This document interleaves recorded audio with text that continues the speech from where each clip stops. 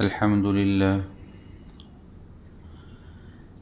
لله نحمده ونستعينه ونستغفره ونؤمن به ونتوكل عليه ونعوذ بالله من شرور أنفسنا ومن سيئات أعمالنا من يهده الله فلا مضل له ومن يضلله فلا هادي له ونشهد أن لا إله إلا الله وحده لا شريك له ونشهد أن سيدنا ومولانا محمدا عبده ورسوله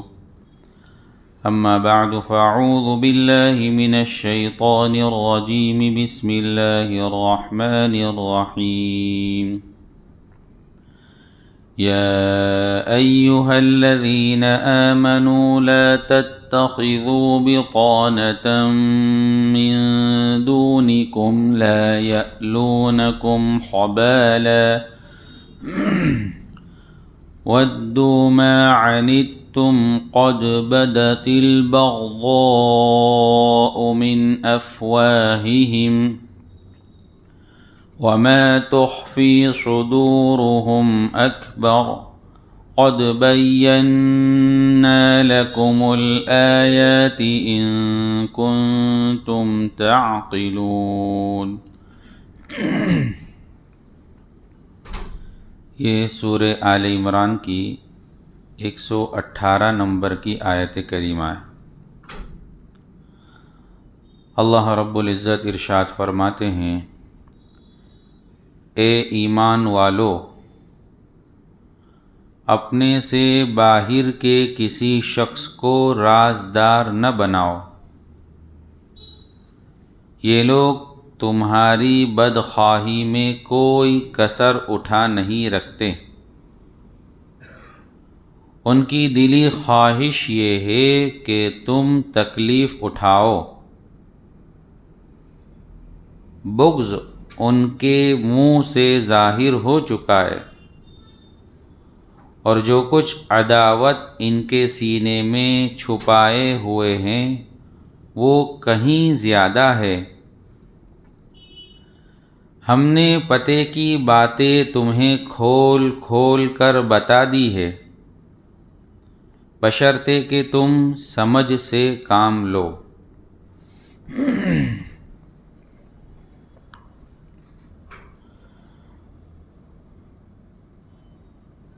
مدینہ المنورہ میں 2 قبیلے آباد تھے، ایک اوس اور ایک خزرج۔ اللہ کے رسول صلی اللہ علیہ وسلم کے مدینہ تشریف لانے سے پہلے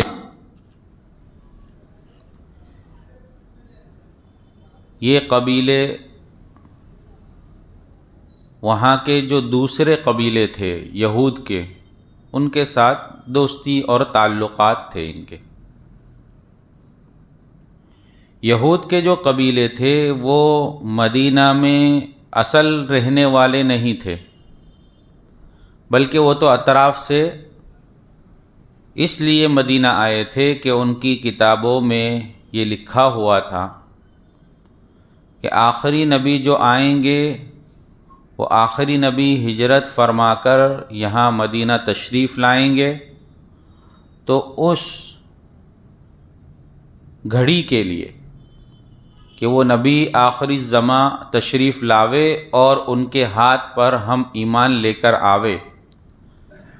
اس لیے وہ اپنے ملک کو، اپنی جگہ کو چھوڑ کر مدینہ میں آ کر قیام پذیر ہو گئے تھے۔ اب جب اللہ کے رسول صلی اللہ علیہ وسلم نے دعوت دی اور اوس اور خزرج مسلمان ہو گئے، تو یہ یہودی جن کے ساتھ پہلے سے ان کا تعلق تھا اب بھی وہ تعلق باقی رہا، اور انہوں نے دوستانہ تعلق کو نبھانا جاری رکھا،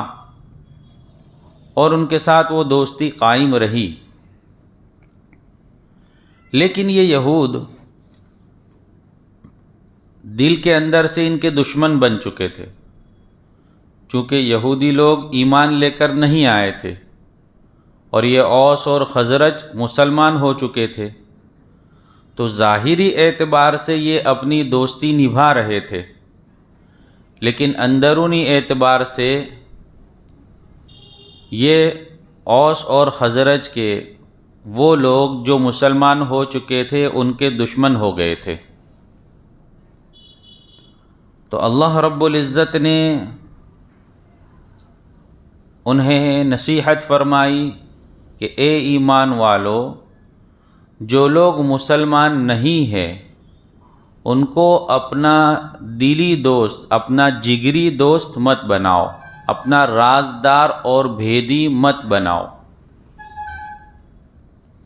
چونکہ یہ بھولے بھالے مسلمان بعض مرتبہ راز کی باتیں بھی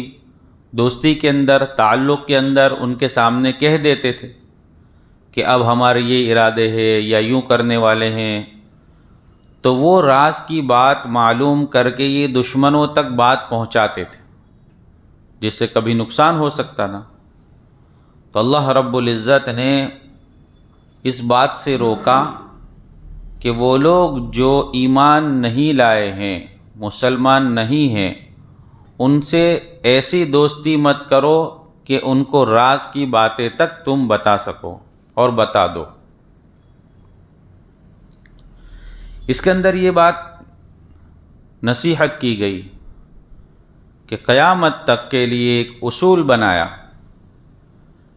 کہ ہر زمانے کے اندر مسلمانوں کو اس بات کی نصیحت کی گئی کہ جو لوگ ایمان والے نہیں ہیں، ایمان سے خارج ہے، ان کے ساتھ تعلق رکھنے کی تو اجازت ہے، ان کے ساتھ دوستی رکھنے کی بھی اجازت ہے، بلکہ اللہ کے رسول صلی اللہ علیہ وسلم نے ان کے ساتھ اخلاق سے پیش آنے کی تعلیم دی۔ یہاں تک کہ ایک حدیث میں تو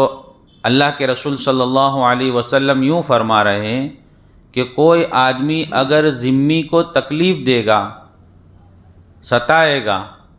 تو قیامت کے دن میں اس کے مقابلے میں کھڑا ہوں گا، اور جس کے مقابلے میں کھڑا ہو گیا تو پھر گویا اس مقابلے کے اندر، اس کے اندر فیصلہ میری طرف ہی ہوگا۔ ذمی اس کو کہتے ہیں جو اسلامی حکومت کے اندر ٹیکس ادا کر کے امن کے ساتھ رہتا ہو۔ تو اللہ کے رسول صلی اللہ علیہ وسلم نے ایسے شخص کو ستانے سے، تکلیف دینے سے بھی منع فرمایا، اور بہت سی احادیث ہے دوسری بھی جس کے اندر ان کے حقوق بیان کیے کہ ان کو ستایا نہ جاوے۔ لیکن اس کے بالمقابل اللہ رب العزت نے ایمان والوں کو اس کی نصیحت فرمائی کہ جو ایمان والے نہیں ہیں ان کے ساتھ ایسی دوستی جس کو ہم کہتے ہیں جگری دوست، ایسی دوستی کہ ساری راز کی باتیں تک اس کو بتا دی جاوے، ایسی دوستی کرنے سے، ایسا تعلق رکھنے سے منع فرمایا، اور اس کی بہت سی وجوہات، توضیحات آگے کی آیات میں بھی بیان فرمائی۔ تو اللہ رب العزت نصیحت فرما رہے ہیں کہ اے ایمان والو، تم ان کے ساتھ ایسی دلی دوستی، اندرونی دوستی مت رکھو۔ یہاں لفظ ان کے لیے استعمال ہوا بطانہ۔ بطانہ اصل میں کہتے ہیں اندرونی کپڑے کو۔ ایک آدمی کپڑا پہنتا ہے تو اس کا ایک حصہ باہر ہوتا ہے اور دوسرا ایک کپڑا ایسا ہوتا ہے جو اندر ہوتا ہے، جس کو ہم استر کہہ سکتے ہیں، یا مرد لوگ گنجی پہنتے جو ہمیشہ بدن کے ساتھ چپکا ہوا رہتا ہے۔ تو ایسی دوستی، اندرونی دوستی کرنے سے غیر مسلم کے ساتھ اللہ رب العزت نے منع فرمایا کہ ان کو ایسی دوستی ان کے ساتھ مت کرو، چونکہ وہ اگرچہ بظاہر زبان سے بعض مرتبہ نہیں نکالتے ہیں، لیکن ان کے دلوں کے اندر بغض ہوتا ہے، تو اللہ رب العزت نے ان یہودیوں کے بارے میں خاص طور سے صاف صاف فرمایا کہ ان کے دلوں کے اندر جو چھپا ہوا بغض ہے وہ تو بہت زیادہ ہے. بعض مرتبہ ان کی زبان سے بھی اس طرح کی چیزیں، اس طرح کے الفاظ ادا ہو جاتے ہیں جس سے ان کا بغض، ان کے سینے کے اندر کینہ ہونا وہ ظاہر ہو جاتا ہے. تو جو چیز ظاہر ہو رہی ہے وہ تو بہت کم ہے، اور جو چھپی ہوئی ہے وہ چیز اس سے بھی بہت زیادہ ہے. تو اللہ رب العزت فرماتے ہیں کہ ہم تمہیں یہ باتیں کھول کھول کر بتلاتے ہیں بشرطے کہ تم اس کو سمجھو اور سمجھ سے کام لو. آگے اور توضیح فرمائی، ہَا أَنْتُمْ أُولَاءِ تُحِبُّونَهُمْ وَلَا يُحِبُّونَكُمْ وَتُؤْمِنُونَ بِالْكِتَابِ كُلِّهِ وَإِذَا لَقُوكُمْ قَالُوا آمَنَّا وَإِذَا خَلَوْا عَضُّوا عَلَيْكُمُ الْأَنَامِلَ مِنَ الْغَيْظِ قُلْ مُوتُوا بِغَيْظِكُمْ إِنَّ اللَّهَ عَلِيمٌ بِذَاتِ الصُّدُورِ. دیکھو تم تو ایسے ہو کہ ان سے محبت رکھتے ہو مگر وہ تم سے محبت نہیں رکھتے، اور تم تو تمام آسمانی کتابوں پر ایمان رکھتے ہو، اور ان کا حال یہ ہے کہ وہ جب تم سے ملتے ہیں تو کہتے ہیں کہ ہم قرآن پر ایمان لے آئے، اور جب تنہائی میں جاتے ہیں تو تمہارے خلاف غصے کے مارے اپنی انگلیاں چباتے ہیں. ان سے کہہ دو کہ اپنے غصے میں خود مر رہو، اللہ سینے میں چھپی ہوئی باتیں خوب جانتا ہے. اس کی توضیح فرمائی کہ تم تو ان سے محبت کرتے ہو، ان سے اپنا تعلق نبھاتے ہو، اور وہ تم سے محبت نہیں کرتے، اور تم ساری آسمانی کتابوں پر ایمان رکھتے ہو. جو کتابیں پہلے نبیوں پر نازل ہوئی ان کتابوں پر بھی ایمان رکھتے ہو، اور جو کتاب آخری نبی حضرت محمد صلی اللہ علیہ وسلم پر نازل ہوئی اس پر بھی ایمان رکھتے ہو. اور یہ لوگ ایسے ہیں کہ جب تم سے ملتے ہیں تو منافقت اختیار کرتے ہیں اور تم سے بظاہر یوں کہتے ہیں کہ ہم تو قرآن پر ایمان لے کر آ گئے، اور جب تنہائی میں جاتے ہیں، اکیلے ہوتے ہیں، تو اس وقت جو ہے غصے کے مارے اپنی انگلی چبا جاتے ہیں. ایک آدمی کو جب غصہ آتا ہے تو وہ دانتوں کے اندر اپنی انگلی دباتا ہے. تو اللہ رب العزت نے اس کو تعبیر اس طرح فرمایا کہ وہ غصے میں آ جاتے ہیں تنہائی میں، اور پھر جو ہے غصے کے اندر اپنی انگلی جو دانتوں میں دباتے ہیں. اللہ رب العزت فرماتے ہیں کہ ان سے جا کر یوں کہہ دو کہ تم اپنے غصے کے اندر مرو، اس سے ہمیں کوئی تعلق نہیں. اور اللہ رب العزت کی ذات تو وہ ہے جو دلوں کی باتوں کا جاننے والا ہے، علیم بذات الصدور ہے. علیم بذات الصدور کہتے ہیں دلوں کے اندر اٹھنے والے غبارات کو بھی جاننے والا. ایک آدمی دل کے اندر ایک خیال لاتا ہے، لیکن بعض مرتبہ خیال نہیں آتا، خود بخود ایک چیز پیدا ہوتی ہے دل کے اندر، تو وہ چیز بھی اللہ رب العزت جانتے ہیں کہ کس کے دل میں کیا ہے. اختیار سے ایک آدمی دل میں ایک چیز لاتا ہے وہ تو جانتا ہی ہے، لیکن ایک بغیر اختیار کے ایک چیز دل میں پیدا ہو جاتی ہے، اللہ رب العزت دلوں کی اس بات کو بھی جاننے والے ہیں. تو اللہ رب العزت ان کے دل میں کیا ہے، تمہارے دل میں کیا ہے، وہ ساری چیزیں اللہ رب العزت جانتے ہیں. مزید اس کی توضیح بیان فرمائی آگے کی آیت میں. اللہ فرماتے ہیں ان تمسسکم حسنۃ تسؤہم وَإِن تُصِبْكُمْ سَيِّئَةٌ يَفْرَحُوا بِهَا وَإِن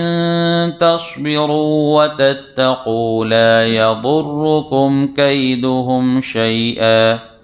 إِنَّ اللَّهَ بِمَا يَعْمَلُونَ مُحِيطٌ۔ اگر تمہیں کوئی بھلائی مل جائے تو ان کو برا لگتا ہے، اور اگر تمہیں کوئی برائی پہنچے تو یہ اس سے خوش ہوتے ہیں۔ اگر تم صبر اور تقوی سے کام لو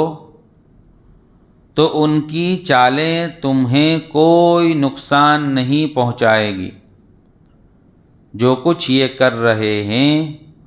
وہ سب اللہ کے علم اور قدرت کے احاطے میں ہے۔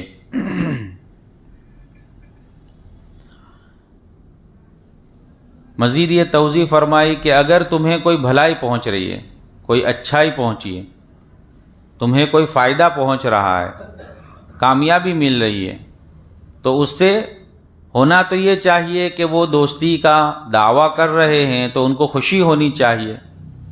کہ اگر کسی ایک آدمی کا کوئی کام ہوتا ہے اچھا کام تو اس کے دوست لوگ بھی خوش ہوتے ہیں۔ تو ہونا یہ چاہیے کہ وہ دوستی کا دعویٰ کرتے ہیں تو تمہیں کوئی بھلائی پہنچے تو ان کو خوش ہونا چاہیے، لیکن ہو رہا ہے الٹا کہ تمہاری بھلائی پر تو ان کو دکھ ہوتا ہے، اور جب تمہیں کوئی برائی پہنچتی ہے تو وہ خوش ہوتے ہیں۔ تو تم اب کیا کرو؟ تو اللہ نے وصیت فرمائی، نصیحت فرمائی کہ اگر تم صبر سے کام لو اور تقوی اختیار کرو تو یہ تمہارے لیے بہتر ہے، اور اس کی وجہ سے ہوگا یہ کہ ان کی جتنی چالیں ہیں، وہ جتنی چال چل رہے ہیں تمہیں نقصان پہنچانے کی، ان کی چالوں سے تمہیں کوئی نقصان نہیں پہنچے گا۔ کامیابی، فتح اور مشکل چیزوں سے نکلنے کے لیے اللہ رب العزت نے دو صفت یہاں بیان فرمائی کہ اگر کوئی دشمن چال چل رہا ہے، اگر کوئی دشمن تمہارے خلاف کوئی سازش کر رہا ہے، تو یہ دو صفتیں اللہ نے یہاں بھی اور قرآن پاک میں اور جگہوں پر بھی کھول کھول کر واضح طور پر بھی اس کو بیان فرمایا کہ اگر تم صبر سے کام لو اور تقوی اختیار کرو تو ان دشمنوں کی چالوں سے تمہیں کوئی نقصان نہیں پہنچے گا۔ ایک حدیث میں اللہ کے رسول صلی اللہ علیہ وسلم نے تو یوں ارشاد فرمایا کہ میں ایک آیت ایسی جانتا ہوں کہ جو شخص اگر اس پر عمل کر لیوے تو جو ہے وہ ہر مشکل سے نکل سکتا ہے، ہر تکلیف دہ چیز سے وہ نکل سکتا ہے۔ اور پھر آپ نے آیت تلاوت فرمائی وَمَن يَتَّقِ اللَّهَ يَجْعَل لَّهُ مَخْرَجًا، کہ جو شخص بھی تقوی اختیار کرتا ہے اللہ رب العزت کا ڈر پیدا کر دیتا ہے تو اللہ رب العزت ہر مشکل سے اس کے لیے راستہ نکالتے ہیں۔ تو یہاں اللہ رب العزت نے جو ہے ان کے مکر و فریب کو ظاہر کیا، اور پھر ایمان والوں کو نصیحت فرمائی کہ ایمان والو تم صبر اختیار کرو اور تقوی سے کام لو تو ان کی چالوں سے تمہیں کوئی نقصان نہیں ہوگا، اور جو کچھ یہ کر رہے ہیں وہ اللہ رب العزت کے علم میں ہے، اللہ رب العزت کی قدرت میں ہے، اللہ رب العزت کے علم اور قدرت سے وہ باہر نہیں جا سکتے۔ آگے اللہ رب العزت نے اور ایک منظر کا اشارہ فرمایا جس کو انشاءاللہ ہم پھر سنیں گے۔ جو ہے کل ہو سکتا ہے چاند ہو جاوے تو تراویح کے بعد بھی انشاءاللہ تھوڑی دیر تفسیر ہوگی روزانہ، وہ انشاءاللہ جو ہے آخری پارہ جو عام طور سے ہم نمازوں میں جو صورتیں پڑھتے ہیں اس کو ہم سنیں گے انشاءاللہ کہ ہم نماز میں کیا پڑھتے ہیں اور اس کے اندر اللہ رب العزت کیا ارشاد فرما رہے ہیں، تو ان صورتوں کو انشاءاللہ ہم سنیں گے، اور یہاں سے چوتھا پارہ جو ہے تیسرا رکوع وہ جو ہے عید کے بعد انشاءاللہ جو ہے سنیں گے۔ بسم اللہ الرحمن الرحیم۔ سبحانک اللہم وبحمدک وتبارک اسمک وتعالی جدک ولا الہ غیرک، اللہم صل علی سیدنا مولانا محمد وعلی آل سیدنا مولانا محمد صلاة تنجینا بها من جمیع الاحوال والآفات وتقضی لنا بها جمیع الحاجات وتطہرنا بها من جمیع السیئات وترفعنا بها عندك على الدرجات وتبلغنا بها أقصى الغايات من جميع الخيرات في الحياة وبعد الممات إنك على كل شيء قدير اللهم ربنا آتنا في الدنيا حسنة وفي الآخرة حسنة وقنا عذاب النار یا ارحم الراحمین یا اکرم الاکرمین۔ یا اللہ ہم تمام کے گناہوں کو معاف فرما، تمام کی خطاؤں سے درگزر فرما، یا اللہ اپنے فضل کا معاملہ فرما،